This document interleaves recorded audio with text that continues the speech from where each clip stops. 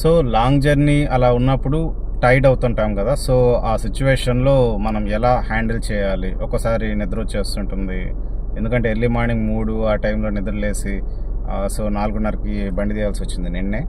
So 700 kilometres travel చేశాను. ఒక 500 kilometres no issue, అంటే 320, 325 అట్లాగా వెళ్ళడము, తిరిగి రావడం మళ్ళీ 325 అలా అయింది.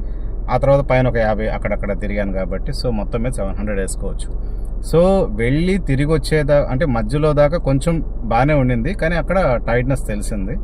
సో నేను వెంటనే అలర్ట్ అయ్యాను మెయిన్ చెప్పాలంటే, ఎందుకంటే నిద్రపోతా ఆ టైర్డ్నెస్ ఫీలింగ్తో మనం జర్నీ చేయడం కష్టం.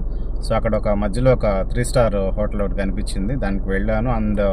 అందులో మసాజ్ సంబంధించిన ఎక్విప్మెంట్ ఉంది, దాంట్లో కాసేపు ఉండి బాగా ఒళ్ళు నొక్కించుకొని కొంచెం ఫ్రీ అయ్యి ఒక అరగంట టైం తీసుకొని మళ్ళీ రిమైనింగ్ జర్నీ కంప్లీట్ చేశాను.